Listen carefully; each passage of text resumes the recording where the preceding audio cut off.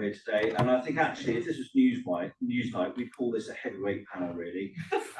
We've got not Christmas yet, John, but we've got John Beresford, who used to be at Granger for Waterloo, but now works for Buckland Development. So they're looking after the new well-worn garden village, which is going to be developed with 6,500 houses in the part of the suburb.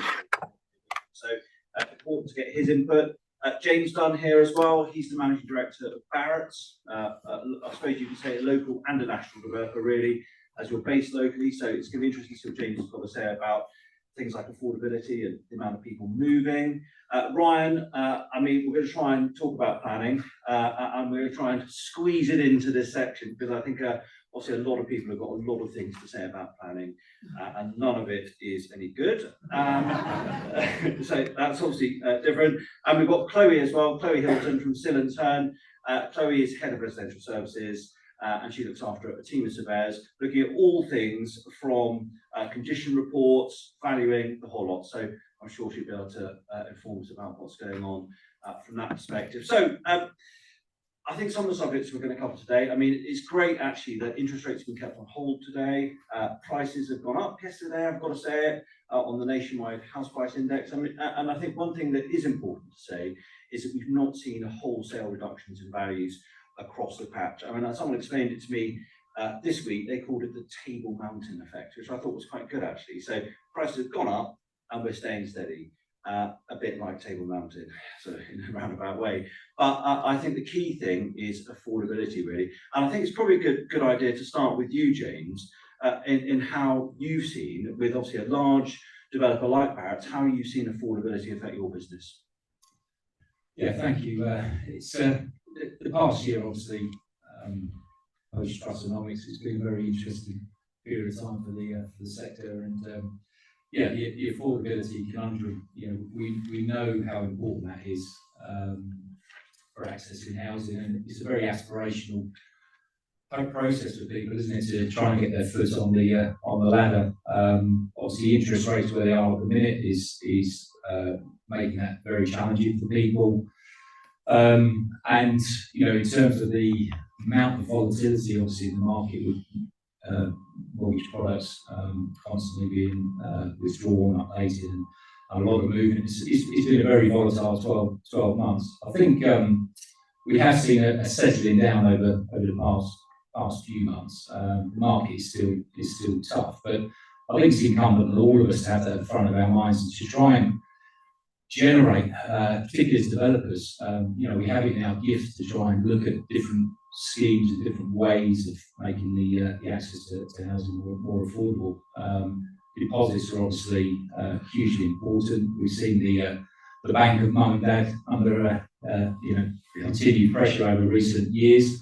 You know, more recently we started to dip our toe into schemes that they're a little bit intuitively uncomfortable for us, but we're trying them nonetheless. So in the southeast, for Barratt, we've got a new scheme that we launched recently at the end of September. It's we're calling it the Rent Then Buy scheme, which it's allowing people who can access, if they can provide 2.5% deposit and with the prospect of a mortgage offer supporting that. And what we're actually going to do is we're going to allow first-time buyers to rent a property, a new build property from Barratt. So it's the first time we've ever done this.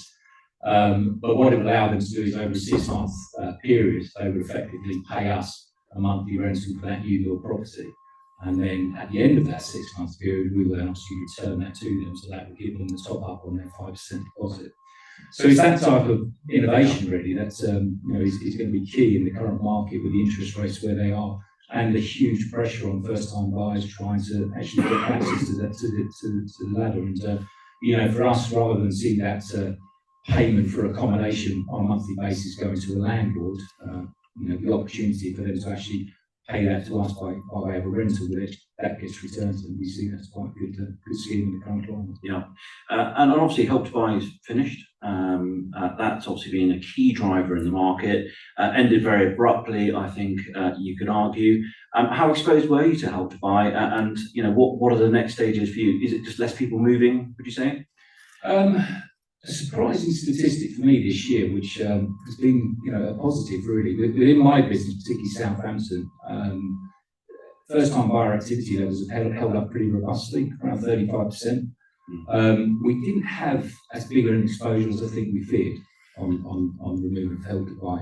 People are always creative when there's a pressing demand to move, they now find ways and means of making it happen. So it hasn't had as deep an impact as we would have feared. So and obviously we need to wait and see whether the Conservatives have got anything else up on their sleeve in the months ahead. Yeah, it's funny and actually interesting, John. We were talking yesterday about market stagnation, and I think in the run up to a general election, which when as you're an estate agent, it's always a blip in the housing market when there is an election, and I think there's often a lot of promises as well in the run up to an election, manifesto promises, and I noticed that even recently in the Telegraph, that's the paper I read, that they've got a pledge about stamp duty, which is going to be in the next manifesto, but there's a high likelihood that they're not actually going to be in government next year. So I think it sometimes stops people from making decisions right now about what they're going to do in the housing market.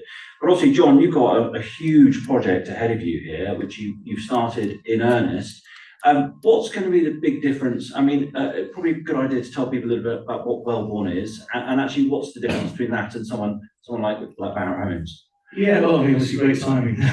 But I mean, it's taken us about 17 years to get to this point through the planning system from when it was first conceived as a new community. So Wellborn Garden Village is 6,000 houses. I'll take the 6.5 though, 6,000 houses, 1 million square feet of commercial space. It's sort of located just north of Fareham right on the sort of what will be the new Junction 10. Yeah, we always, it's going to take 25, 30 years to build out. And I think, with schemes of this scale, you think, well, we'll probably have 2 or 3 recessions, ups and downs, peaks and troughs, whatever, throughout the life of it. And I think it's really interesting to sort of, with what's going on now, it's sort of, when you've got to try and hold your mettle a little bit, because, you've got to be careful we're not making some sort of knee-jerk reactions. And even today, we've got all the machines on site. We've signed the joint ventures with our 3 initial house builders. There's going to be a lot more house builders on Wellborn in the future, but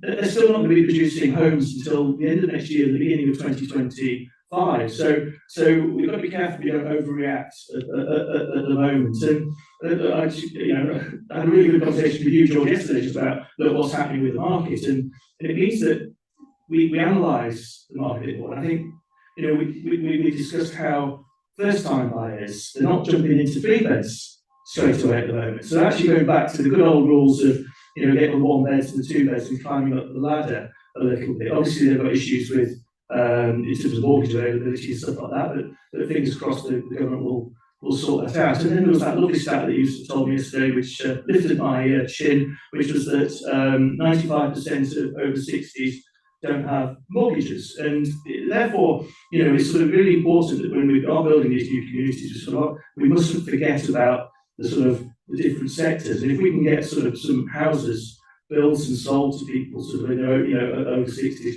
I mean, let's face it, an over 60-year-old today, they're younger than they've ever been. It makes me laugh sometimes when we talk about over 55s in the old days, but they're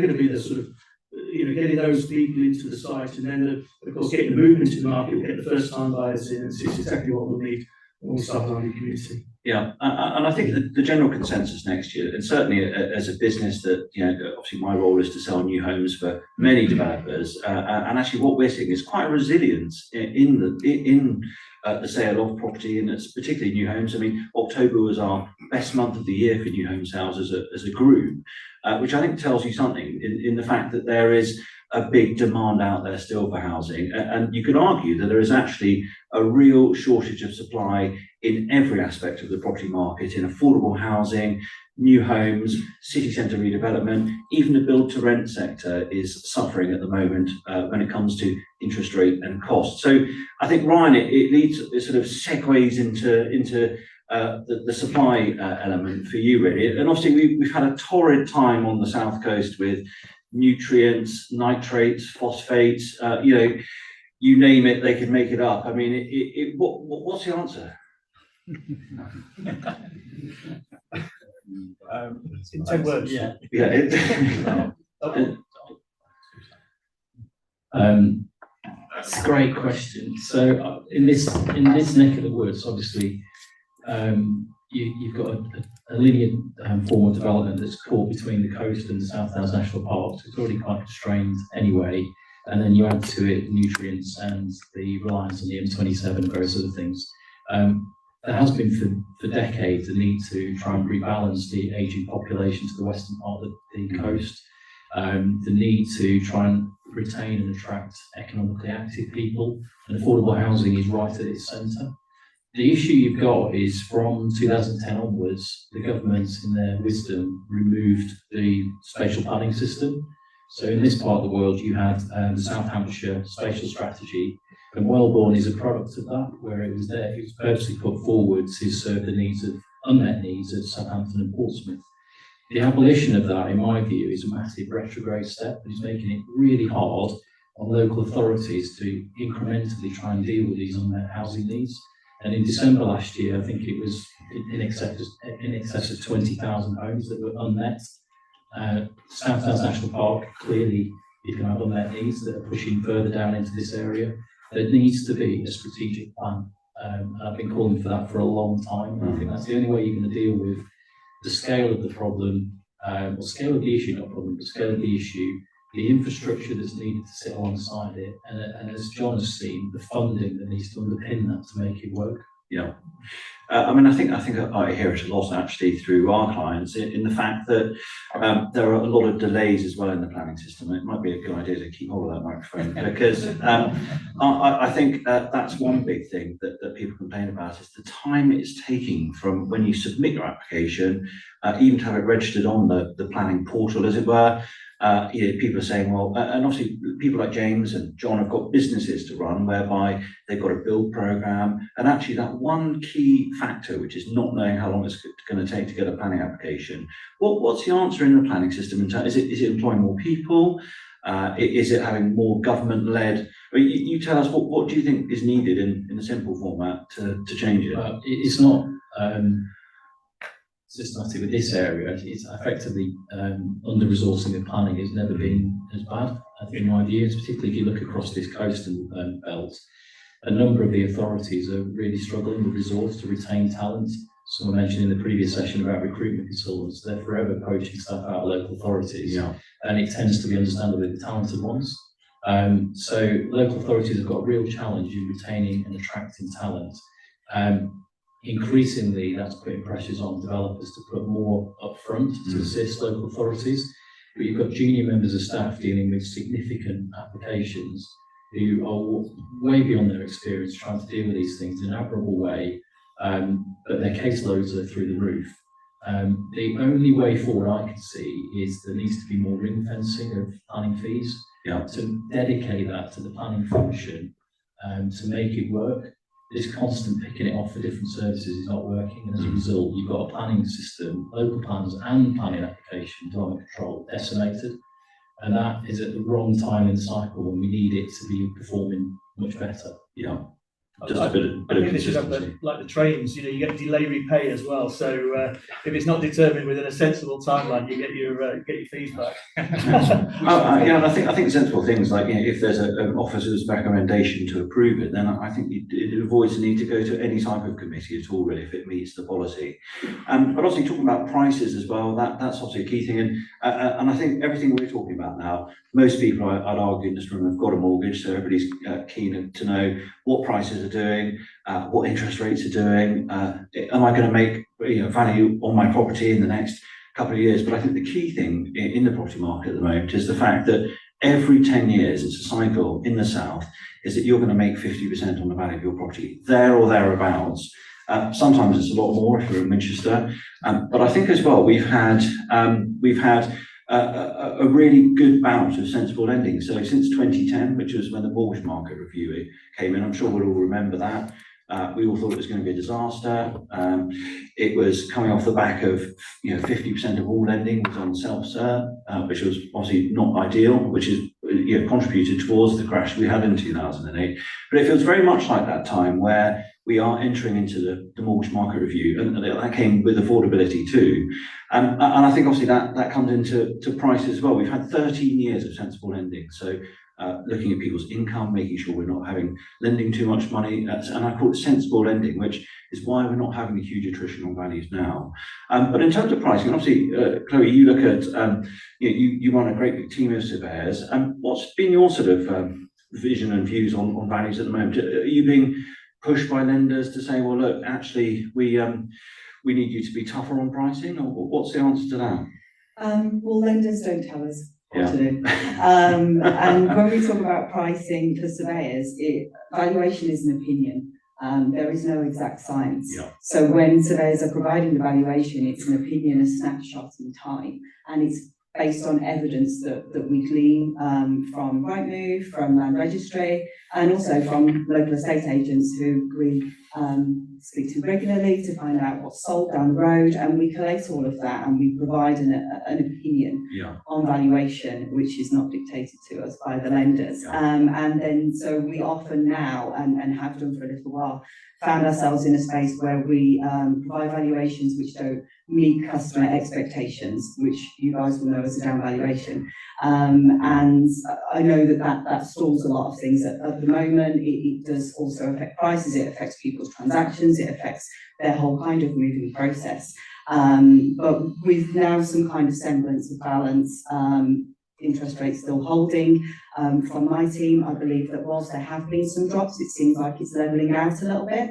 The lower end of the markets tended to kind of maintain, but now we're seeing a little bit more shift in the upper end of the market. So hopefully we won't be doing that many more down valuations. Yeah, good. Thank you very much for that. I think that there is I think it's just going to have to take it as fact that there are going to be less people moving, but I think it's also important as well to understand how many people move in England. If you look back in 2008, we had the minimum level of people we saw moving back then was 725,000 in a year. And we think this year you're going to see something like 850,000 transactions across the year. So not a disaster zone by any stretch of the imagination. You go back to COVID times when things were selling off plan, we were at 1.2 million transactions. So a big shift from that.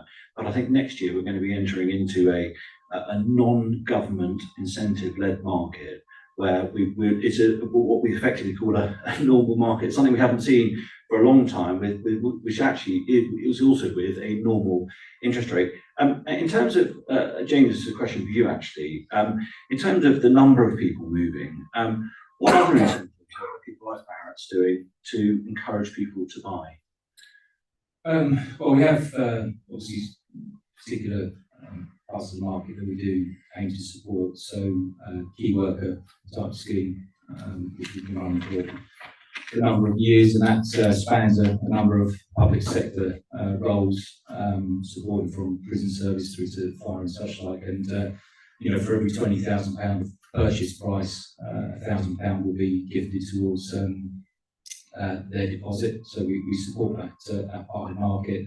Armed Forces is another. Again, we have a dedicated scheme for Armed Forces personnel, so we look to underpin that. Talked about the rent to buy. In terms of new developments that we've got coming through the planning system, first homes have been introduced as an opportunity or option. We're quite committed to those. We think it's really important when you're working in communities to give people that visibility, particularly where there may be families in the local community and the younger members of that family are struggling to get that first step. So things like first homes coming through on our new schemes will help to support activity as well. So we're looking at a number of things, as I mentioned earlier, the Rent and Buy initiative that we're just trialling. It's only 4 weeks in, so it's just starting to gain some traction. I think it hasn't necessarily cut through yet what the message is and what the offer is. When you actually speak to people and you explain to them you can actually rent a property from us, a new build, and move in for 6 months and then it's yours, they say, I didn't really understand that, and then they get it. So we're looking at so basically helping people to save up for a deposit. Exactly. And also as well, and we've seen it over the last couple of years, that if you can afford to pay £1,500 a month in rent, then it should be equivalent on the mortgage side of it. But also, we see a lot of talk about housing associations coming more into the fray, and obviously we see recently the countryside partnerships and their announcement about they're only going to be entering into partnerships going forward. What's your take on that? It's an interesting headline. Obviously, devil's in the detail. So the underlying business model shift is essentially to say that they're going to be typically about 55% forward sold. So they will still be active in the private market. So that message that went out that they're shifting completely onto that strategic partnership footing is there's a little bit more detail behind that. But we've seen over the last couple of years through the government support for the RSLs through the strategic partnership funding, the additionality as we refer to it, big pots of money have been allocated to some of those key strategic partners for them to go out and secure what we know as additionality. So they become very active in the market, and they've been using that additionality funding to secure positions on sites which go back 4 or 5 years. Typically, they weren't very active in. So there's been a huge amount of support going into that sector through the strategic partnership funding, and increasingly taking a bigger slice of the market and buying up development sites and then bringing through more affordable housing through the additionality, which brilliant. John, obviously, it's an interesting point with you as well. Obviously, you're building what some people would describe as a mini Poundbury near Wickham. Bigger than Poundbury, it's twice the size of Poundbury. Maybe as ornate, but I mean, how do you cope with a housing association? Obviously, you have to provide affordable housing, but obviously you're design led there, so you want everything to look really nice. I mean, how do you approach that with a housing association? Well, I mean, it's a well-known thing that it's all tenure blind anyway, so you're not going to be able to tell one house from the other.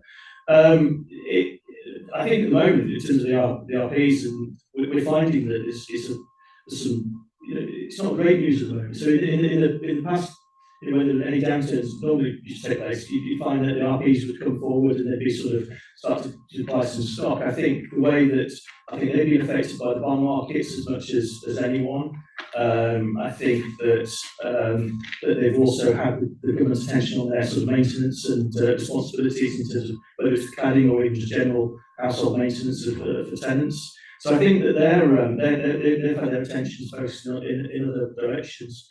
And also, they've been underpinning the market. I mean, there's I know we shouldn't be sort of blessing a sort of a downturn or a sort of slowdown, but there's a few things from my point of view. One is sort of the sales market. It was getting too topic. People. So at the moment, we're seeing quite some wage inflation, which is great. So we're sort of starting to sort of hopefully if prices are sort of relatively stable, we'll see the wage inflation will sort of close that gap again and sort of have that breather. Tender prices. I mean, Barratt will tell us, for real, but the tender prices have been coming back over the last sort of 2 to 3 years. It's just been absolutely ridiculous, in terms of the just trying to get hold of the shortages of contractors, shortage of materials. And of course, in the RP sector as well. So I think it's one of these things that sometimes you need a good hard crew to get the best rows. And I think it's sort of we've just got to make sure that we're all still in business in the next sort of 12 to 18 months. We sort of work our way through it and then build our businesses to sort of ready for the next push. I think. Yeah, absolutely. And also, Chloe, as well. I mean, obviously, a big part of your business is stock condition reports. I mean, how are you finding that at the moment with HAs and housing associations? Well, like you mentioned before, they really have a massive focus on ensuring that their current housing stock not only is being well maintained, but that they're future-proofing it as well. So there's the big aspect of retrofit, which we're starting to get into, doing the assessments. The RICS are currently working on their retrofit standard, which will be a brilliant benchmark for surveyors and other people, so that they can really have a good understanding of what retrofit is about, what needs to be done, because it's not just about going and checking on some external wall insulation and a ground source heat pump somewhere. It's about ensuring that the age and the type of property, that it's defect free, and that the alterations and things you're going to do to it are actually going to complement it and not going to detract or cause further issues. So we're working with a lot of registered providers and other kind of clients and private people, where we're going and looking at properties and making those assessments. Yeah, brilliant. Okay, fine. And obviously with, I think Ryan as well, from a planning perspective as well, we're obviously seeing a great big gearing towards energy efficiency and building that into developments. I mean, how are you finding that in terms of the cost of it when it comes to actually getting a planning consent for a customer? I think the cost obviously is increasingly being built in because it's an expectation. So climate it's here to stay. We know it's not helped by the constant tinkering by government and shifting goalposts in terms of future home standard and things like that. And I think when you're trying to plan ahead, particularly on a larger scale development and looking at cost plans, that doesn't help. But yeah, there's a number of areas across this, particularly the south coast, that I've got particular personal views, and one of which is I think we just need to be a bit braver about the decisions in the interest of silent majority, rather than, I think, the tendency back to your original question about why is it taking so long, and we need more actors in the market across the board, public sector taking greater interest in the market and leading it and releasing land. All players, SMEs upwards, we need far more players active in the market. But ultimately, we need local authorities at local plan level and planning application level to take more braver decisions. I think sometimes we're the weighting towards the let's call it the vocal minority, who are generally of a certain demographic, who would say that they're happy with housing in this area, but generally, as long as it's not next to them, those are the ones that are probably influencing decisions more than I would like at the moment politically. I think we need to move away from that, and that's why I keep calling for more of a spatial strategic plan, which would address these issues across the south coast. James, do you know? Just wanted to add a point around the future homes and energy efficiency and such like. Air source heat pumps have been much faced as a big solution to direction of travel. One of the key things that we have to bear in mind as an industry, and it comes back to this strategic approach to understanding how we make this shift. The demand on the electricity network can be up to 4 times through air source heat pumps. We've got a scheme where we've asked the local authority, it doesn't require them in terms of where we currently are on the building regs journey, but however we are to have looked at future-proofing element, bearing in mind a lot of housing associations are expecting that now. They don't want to commit to gas fired boilers, they want air source heat pumps. So we've asked questions of the suppliers, and they're saying, we can go away and do an appraisal. It's going to cost you in excess of £1 million, and you're probably going to be looking at something around 2037 before that's supplied, because it won't come off the 11 kV network, it will come off the 33. So I think strategically that type of challenge for the whole of the UK, let alone the south coast, is something we want to have at the front of our minds. That engagement with the energy supplies is absolutely key. Yeah, it's a combination of everything, isn't it? Supply, energy efficiency, planning, the whole lot. Did I hear that Keir Starmer called himself a YIMBY a couple of weeks ago? Make a big difference, wouldn't it? But I think it's a good chance to ask if anybody's got any questions. I'm sure there must be some questions about the residential property market locally. Do shout out if there's no microphone close by. But anybody got any questions for our esteemed panel? Go ahead. Question for James, really. I was just interested with your rent to buy scheme. Have you got any expectations around at the end of the 6 months? What if they can't buy or don't want to buy? Expectations or concerns? What happens there? Are you Exactly. expecting a lot more renters, or do you think it will? Yeah, I mean, obviously, we go into this eyes wide open. There is always going to be a degree of risk. What happens if somebody's life takes a fundamental change in direction? And with all these things you face into that at that moment in time. I think, ultimately doing this to try and support.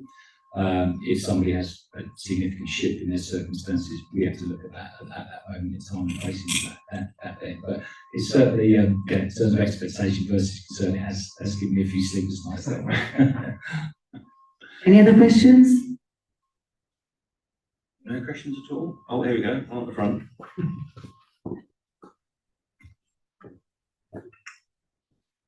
Thanks, team. That was very informative. The bit I just wanted to explore, because we've got this sort of linear belt of coastal communities. How do we encourage more city centre residential development so that we can create some traction around retail and culture? I mean, I could probably answer a little bit of that, and I think that comes into. I mean, I think you could probably use Southampton as an example as one of the biggest city on the south coast. Is you're seeing a great big rise in build to rent actually, and so you look at things in Southampton like the Toys R Us site that we all know next to Southampton Central Railway Station. That's going to be 420 build to rent units, forward funded already. You look at the Bargate Shopping Centre, that's 525 build to rent units that are coming to the city centre too. Then you've also got Debenhams in Southampton, which is going to be a nice 20-storey tower of build to rent. So what you're going to see is you're going to see a lot more people moving back into the town centres. And I think as well, when you have first-time buyers who are looking for one-bed apartments too, to take that first step onto the property market, then you're going to need to be in a city where you've got transport hubs, shops and facilities. And obviously, to open shops and restaurants in a city, you also need the people to eat and shop in them. And I think with build to rent, that will fill the gap in the city centre to make it a bit more fun to live in the city centre, especially Southampton. It's a really good question. I worked on the old shop regeneration some years ago in terms of helping. We had a big scheme of Garrison that we were regenerating. It's really important that we got the high street and the town centre going, because there was sort of a symbiotic relationship between the two. And we worked with the planners to sort of say, look, you're not going to be able to sustain this level of retail anymore in a town like Aldershot. And I see the same thing with Fareham at the moment. And where it could be any town, but not necessarily the big cities where the big build-to-rent investors are. But we need to have that discussion with the planning authorities, because we really need the planning authorities to sort of use that phrase, wake up and smell coffee, to understand that they're going to be losing a lot of retail space, and therefore to control it, maybe have a plan. And let me just take Fareham as an example. All the retail space down the sort of West Street, and you've got a beautiful high street that sort of all the big retail over the years has disappeared off to West Street. And maybe it's the case of having a sort of a bit of a mid-term, long-term plan of trying to encourage the planning policies to encourage developers to come in and repopulate. Not necessarily all the build to rent, because some towns won't be attracted to build to rent or pensions, but get developers and encourage them to come in. Maybe waive Section 106, contributions unaffordable, but get people in so that we get people back on our high streets is really important. Otherwise, it'll just be a right mishmash, and we'll end up with something that none of us like. And I think it's important as well to look at Section 106 contributions. I think that's a very important point there, and how they're actually being used. I mean, Southampton has a huge bank account full of Section 106 contributions, which is just sat there doing nothing. And I think that needs to be pushed into the local community to make living in city centres more fun, really, I think. Good. Anybody else for any questions? Here we go, top right. You might need a microphone up there. Hi there. Yeah, Ryan, you mentioned about spatial planning, and clearly there's a need for collaboration between all the local authorities. What are your thoughts on how that might manifest itself? Is there already things like that in place? And obviously the push partnership for Urban South Hampshire, I don't know if that's still working, but it sounds as if that's where we need to get people talking amongst all the local authorities. Yes, just going back to the last question as well, there's a need to be open with the public in consultation to say there's a finite capacity for our urban areas, that the land gets recycled, but the capacity of the urban areas in terms of its infrastructure and character and things like that need to be consulted on. So statements from Michael Gove recently, where he's saying we'll make best use of our brownfield areas and we'll avoid concreting over the countryside, don't help, because there's a need for both. And particularly where you look at urban areas like Southampton and Portsmouth that are very much underbounded and need a reliance on Fareham and other areas to deliver it. In answer to your question, Phil, the main conduit for this has been through push for many, many years, as you say, Partnership for Urban South Hampshire. That was born out of the regional spatial frameworks and the South Hampshire strategy. Unfortunately, when the government revoked that tier of local plan development plan in 2010, Push lost its teeth, but you commend Push because they have continued their work and they are basically advisory now. They're advising the local authorities as they produce their local plans. But my biggest bugbear is each individual local authority trying to produce their individual plans to address their own individual needs, generally over a very short political time scale, will never achieve what you need to do on a strategic level, particularly for infrastructure. There needs to be a strategic plan. There's been discussions in the past of devolution deals and things like that, and the government have got an open invitation to through 2030 at the moment in the new LURA, Levelling Up Regeneration Act. Whether that has got teeth again, I don't know. I think it sort of died off when the two different competing bids came forward many years ago. But I'm very clear in my mind, it's certainly if I was in front of the ministers and saying what is my ask of the incoming government, it would be to revisit spatial planning and strategic planning. It's a massive hole at the moment that's clearly missing, and the duty to cooperate and working between each other on a voluntary basis just does not work. So, yes.